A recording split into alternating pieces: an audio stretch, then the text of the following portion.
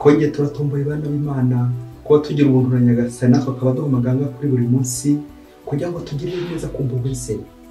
Ku izina ry'Imana Data n'Umwana na Roho Mutagatifu, amen.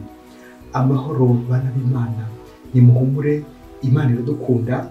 Imana ije kutugira neza kuri icyumweru cya 20 tariki 20 Kanama 2023. Dore amasomo byacu duteguriye agiye kudufasha guhura n'Imana, twakira impuhwe z'Imana. Isomo rya mbere ni ry'umwitabo cy'umuhanuzi Izayi, umutwe wa 56 umurongo wa mbere wa 6 kugeza ku wa 7. Uhoraho avuza atya: nimuharanire ubutungane, mukurikize ubutabera, kuko umukiro wanjye wegereje n'ubuntu bwanjye bugiye kwigaragaza. Naho abanyamahanga bizirika kuri Uhoraho, bakamuyoboka bakunze izina rye kandi bakamubera abagaragu, abo bose bubahiriza isabato ntibayice, bagakomera ku isezerano ryanjye, nzabazana ku musozi wanjye mutagatifu, nzatuma bishimira mu ngoro yanjye bansengeramo. Ibitambo byabo bitwikwa n'andi maturo bizakirwa ku rutambiro rwanjye, kuko ingoro yanjye izitwa ingoro gusengerwamo n'amahanga yose. Iryo ni ijambo ry'Imana. Zaburi niyo 67. Mana yacu, imiryango yose y'isi nigusingize, imiryango yose nigusingiriza icyarimwe. Imana nitwereke uruhanga rwayo rubengerana, kugira ngo ku isi amenye ko ari wowe ugenga, n'amahanga yose amenye ko ari wowe ukiza. Amoko yose niyishima aririmbe, kuko utegekana ubutabera ibihugu byose, ukagenga amahanga yose y'isi. Nyagasani Imana yacu aduhunda akimigisha. Imana niduhe umugisha, kandi niyubahwe n'isi yose aho iva ikagera. Mana yacu, imiryango yose y'isi nigusingize, imiryango yose nigusingiriza icyarimwe. Isomo rya kabiri ni ryo mu Pawulo mutagatifu yandikiye Abanyaroma, umutwe wa 11 umurongo wa 13 kugeza ku 15, wa 29 kugeza ku 32. Bavandimwe, mwebwe abanyamahanga, dore icyo mbabwira. Mu rugero njyewe ndi intumwa mu mahanga, nubahiriza ubutumwa nahawe, nizera gutera ishyari abo dusangiye ubwoko, ngo ngire bamwe muri bo ndokora. Kuko nibwo gucibwa kwabo kwararondeye isi kwiyunga n'Imana, ukugarurwa kwabo kuzacura iki kitari ukuzuka ko bari barapfuye? Koko rero igihe Imana imaze gutanga no gutora ntiyisubiraho. Nk'uko namwe kera mutumviraga, none ubwo mukamwaragiriye impuhwe ku mpamvu yo gutumvira kwabo, bityo nabo ubu ngubu banze kumvira kugira ngo mugirirwe impuhwe, mu gihe cyabo nabo bazazigirirwe. Imana yakoranyirije abantu bose mu bwigomeke, kugira ngo bose hamwe ibagirire imbabazi. Iryo ni ijambo ry'Imana. Nyagasani Yezu ntabane namwe. Amagambo mu ivanjili ntagatifu yanditswe na Matayo, umutwe wa 15 umurongo wa 21 kugeza ku 28. Muri icyo gihe Yezu yerekeza mu karere k'Itiri na Sidoni, nuko umukanahanikazi aba ku nkiko y'icyo gihugu, atera hejuru ati: mbabarira Nyagasani, mwana wa Dawudi, umukobwa wanjye yashigishwe na roho mbi. Ariko Yezu ntiyagira icyo amusubiza. Nuko abigishwa baramwegera, baramwinginga bati: mwirukane kuko dusakuza inyuma. Ariko we arabasubiza ati: nta handi noherejwe kereka mu ntama zimeze umuryango wa Isiraheli. Ariko uwo mugore aramwegera, aramupfukamira avuga ati: Nyagasani ntabara. Aramusubiza ati: ntibikwiye gufata umugati w'abana ngo ujugunyire ibibwana. Umugore nawe ati: ni koko Nyagasani, ariko n'ibibwana biryo tuvungukira tugwa aho basheuje bafunguriye. Nuko Yezu aramusubiza ati: wa mugore we, ukwemera kwawe kurakomeye, nibikumerere uko bishaka. Ako kanya umukobwa we arakira. Iyo ni ivanjili ntagatifu. Wa mugore we, nibikomerere uko ushaka. Ako kanya umukobwa we arakira. Amen, amen, amen. Urakoze Yezu kudukorera ibitangaza tutari tubikwiye kubera impuhwe zawe. Umunsi umwe hirya kure cyane muri Afurika, ngo igihugu kimwe cyo hirya kure ngo cyabonye abimukira batangiye kuba benshi muri icyo gihugu. Nuko rero umuyobozi mukuru w'icyo gihugu afata ingamba zikomeye n'ibyemezo bikakaye by'uko agiye kubahambiriza ubundi bagasubira iwabo, kuko bakari kudurumbanya igihugu cye. Nuko rero umuperezida atangiye itegeko ati: uwitwa umunyamahanga wese uri muri iki gihugu vuba na bwangu asubira iwabo. Nuko bose ngo barahambira abimukira muri icyo gihugu bose baragenda n'imburi zabo. Nuko ngo umutaripfana umwe muri abo bimukira, muri abo banyamahanga bageze mu kigo cy'indege ari gutaha, ngo asiga ijambo bene gihugu, ngo asiga babajije ati qui n'est pas étranger sur cette terre, ngo ninde utari umunyamahanga hano ku isi. Ubwo birumvikana basigaye buri wese yibaza koko ninde utari umunyamahanga hano ku isi, ko batwirukanye muri iki gihugu cyabo, ninde koko utari umunyamahanga hano ku isi. Bakristo bavandimwe, Yezu Kristo akuzwe. Ngo ubwo twese turi hano ku isi ariko turi abanyamahanga, turabimukira, turi mu icumbi, turi ku rugendo, amaherezo tuzimuka nyine tujye hehe mu ijuru. Qui n'est pas étranger sur cette terre, ninde utari umunyamahanga hano ku isi. Twaremewe twese kuzajya mu ijuru. Ngiye intego remezo y'amasomo y'iki cyumweru yose ahiniye mu ijambo bita amahanga, abanyamahanga. Aho tuza kureba tuti ninde utari umunyamahanga hano ku isi, aho tuza kureba ukuntu Nyagasani agirira impuhwe abanyamahanga, nubwo baguhambiriza, nubwo bakwirukana mu gihugu cyabo, ariko ntihanduza ngo mu biganza bya Nyagasani, kuko tuzimuka nyine turi hano ku isi. Kwimuka bagatwimura mu gihugu twari turimo, bagatwimura aho twari turi, bishushanya gucuma ku rugendo tugana igihugu cy'isezerano, igihugu cya Kanahani, ariho koko twasezeranye kuzaba ubuziraherezo. Naho hano ku isi twese turi mu mahanga. Icyo tubura nuko tutabimenya. Naho turi mu mahanga twese. Ninde utari umunyamahanga hano ku isi, ninde utari umunyamahanga. Ngira ijambo amahanga, abanyamahanga riza guturanga, rikaza gutwerekeza ko umukiro ugenewe abantu bose. Abantu bose bagena umukiro kuko twese twaremewe kuzajya mu ijuru. Niyo mpamvu turi twese hano mu mahanga, turi kwitegura iki? Ijuru. Mu isomo rya mbere bakoresheje ijambo abanyamahanga ndetse n'amahanga, ubwo umuhanuzi Izayi ari guhanurira Abayisiraheli bari mu ijyanwa bunyago, bari mu mahanga, akabahanurira abereka ko bajye gutaha nyine ingoro y'Imana izongera isengerwemo. Icyo baremewe no gusengera Imana mu ngoro ntagatifu. Iyo tuje ngaha kuri buri munsi, natwe tuba twakoranye nk'abavuye mu mahanga impande n'impande, tukaza gusingiza Nyagasani. Umuntu yaremewe kugira ate? Gusingiza Nyagasani no gukorera Imana. Umuhanuzi Yesaya yagize ati naho abanyamahanga bizirika kuri Uhoraho, bakamuyoboka bakunda izina rye kandi bakamubera abagaragu, nzabazana ku musozi wanjye mutagatifu, nzatuma bishimira mu ngoro yanjye basengeramo. Amen, amen, amen. Iyi ngoro nanone, iyi ngoro irerekeza kiliziya duhuremo twese nk'abitegura urugendo rugana mu ijuru. Kiliziya dutegura hano ku isi, ariko iyi ngoro nanone ikerekeza ku mutima wanjye n'uwawe, duhuremo na Nyagasani, kugira ngo turushe kunoza umubano wacu na Nyagasani nk'abari hano ku isi bitegura ijuru. Dore ko umutima nama ari ijuru rito burya, niho duhurira na Nyagasani. Aho ngaho rero niho Nyagasani twibutsa ko tugomba kumusengera by'ukuri, kuko ingoro yanjye zitwa ingoro gusengerwa n'amahanga yose. Amen. Aya mahanga yose arerekeza ku muryango w'Imana uri mu bucakara, ku muryango w'Imana uri kure, kuko n'umuyobozi buri koko abiririmbye atwereka ko umuryango w'Imana ugiye kugaruka kugira ngo uko uhure n'Imana. Abari impande n'impande, abari kure bose, Mana yacu, imiryango yose n'isi nigusingize, imiryango yose y'isi nigusingiriza icyarimwe. Amen. Uhora ukwiye gusingizwa koko. Mu isomo rya kabiri nanone turumva Pawulo mutagatifu nawe akoresha ijambo amahanga. Turazi mu mazina ya Pawulo mutagatifu nari kuvuga amazina y'akazi, titre honorifique, afite amazina birakomeye cyane.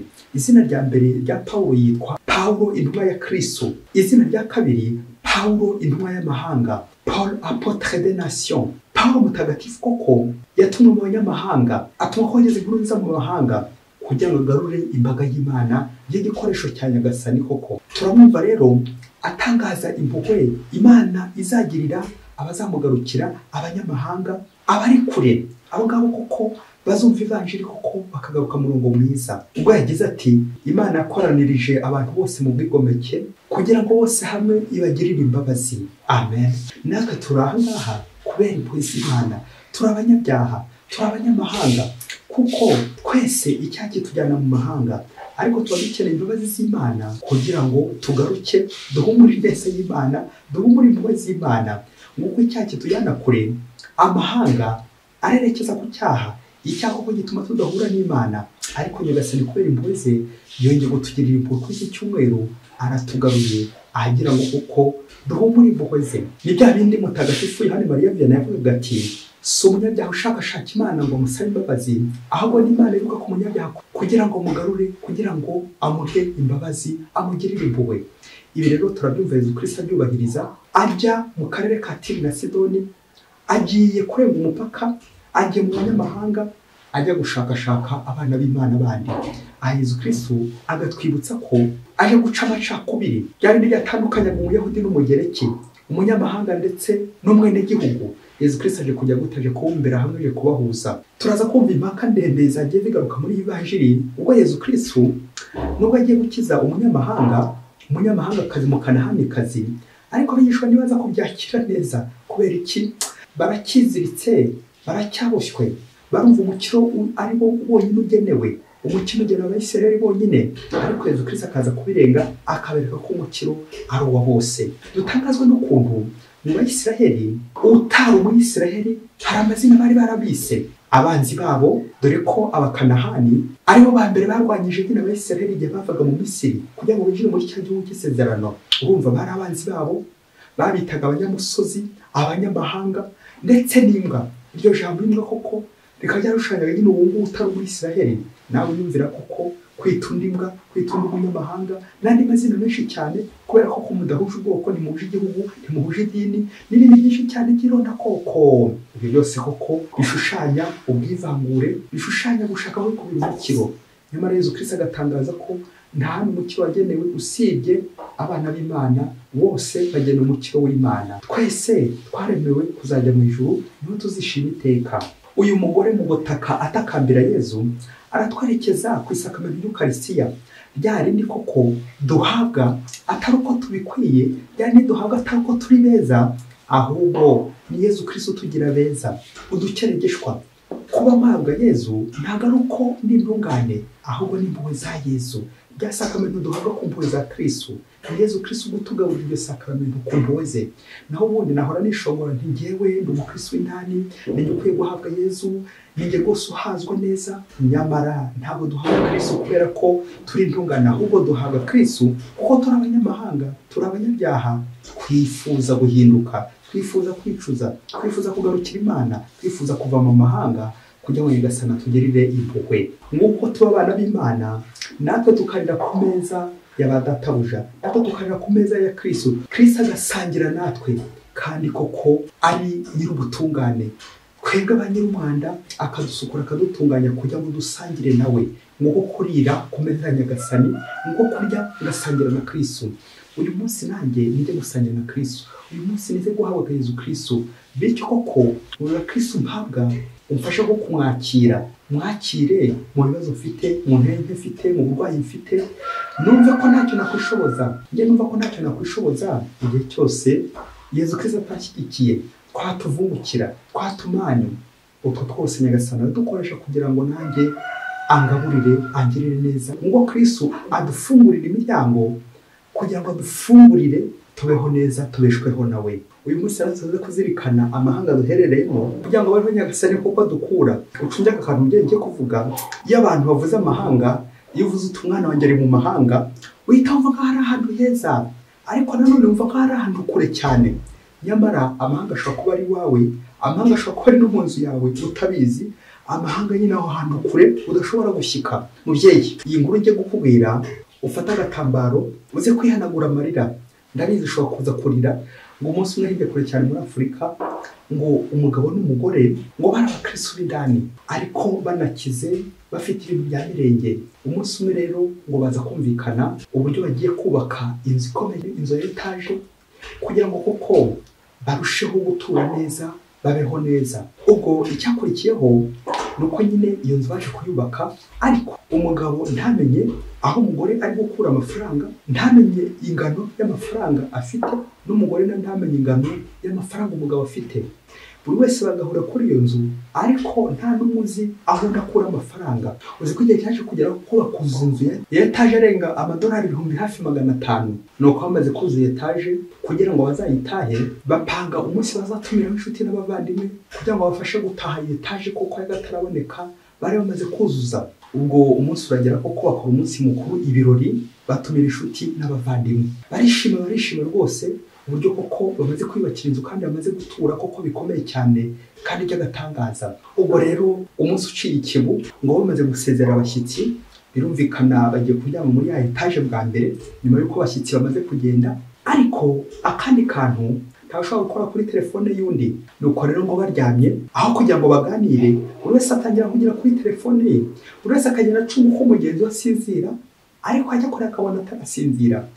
Buri wese ari kuri telefone ye ari kwitumanaho, bishoboye ko bari kwandikira, ntawamenya aho bari kwandikira.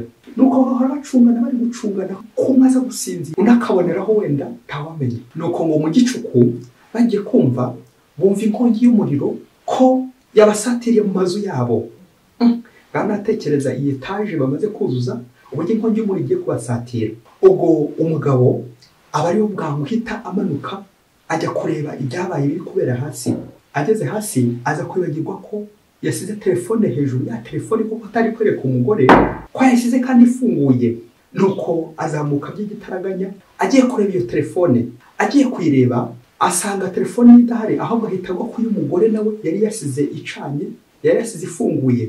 Maze atangira asoma ubutumwa uwo mugore ko yari kwandikira umusore wundi, bari kuganira muri joro bari kwandikirana. Wa mugabo asomye ubwo butumwa, dore ngo ubwo butumwa bwari buteye bari muri iyo telefone y'umugore yasizeho ku gitanda, yasizeho ku buriri.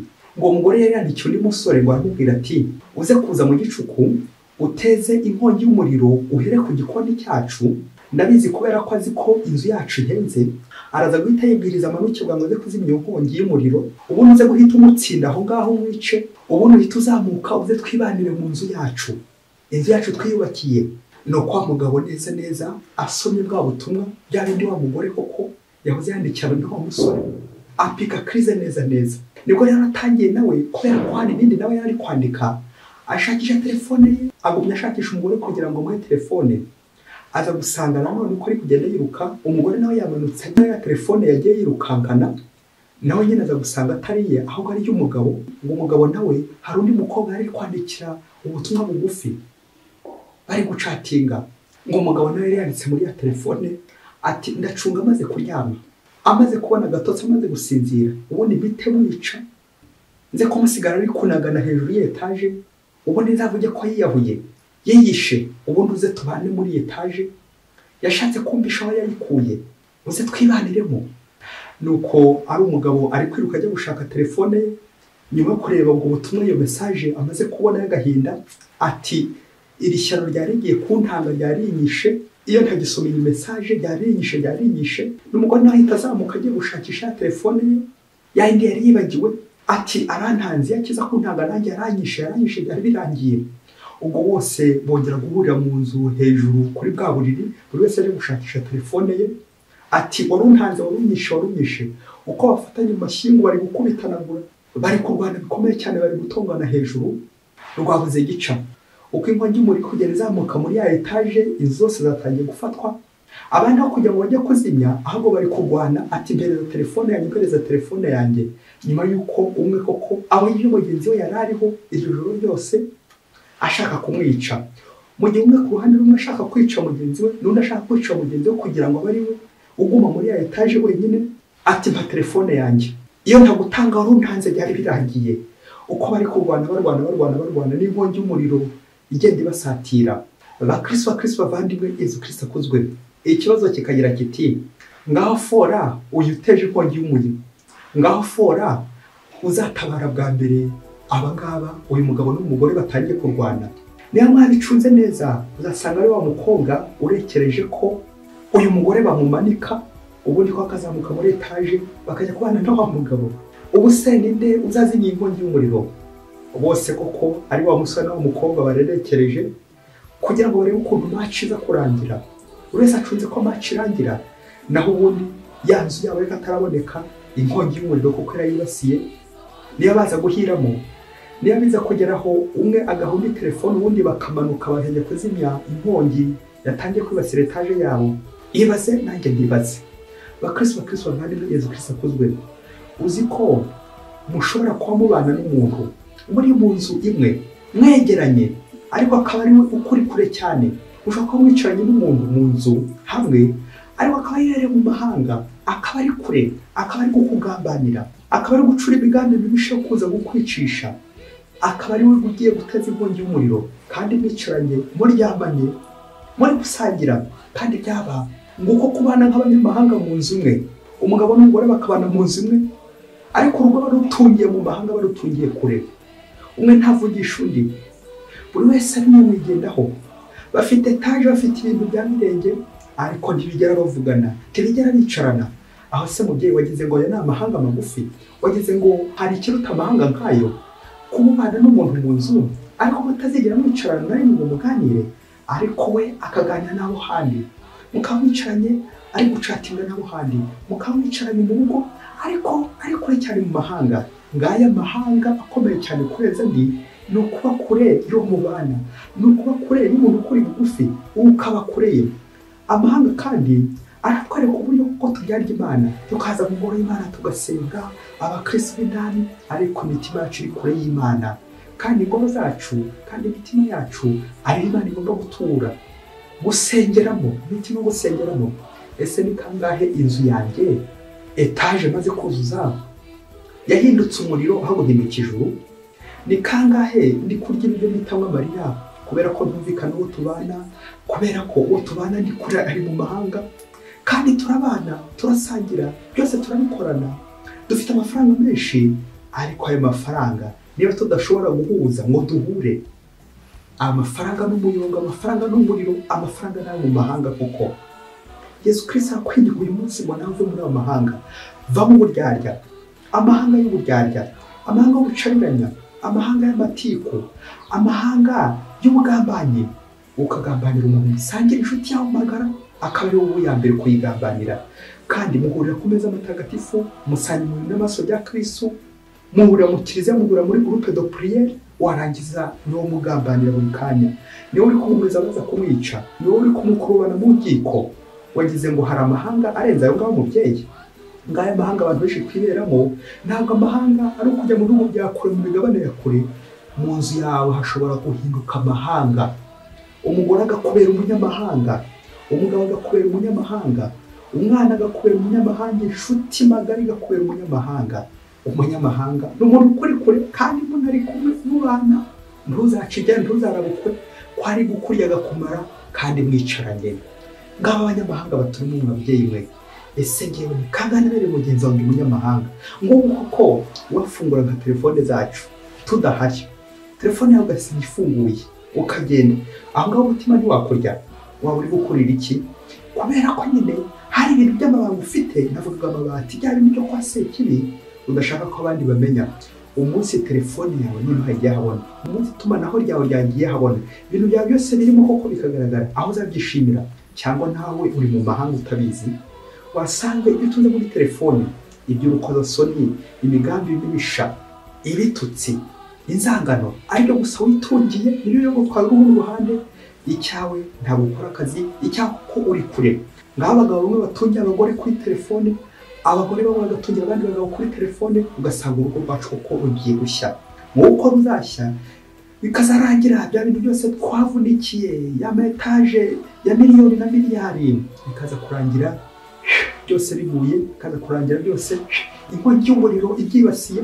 Kubera iki? Nta Mana ibirimo, biri mu mahanga ibyo bintu byacu, nta bwishingizi bifite nyine.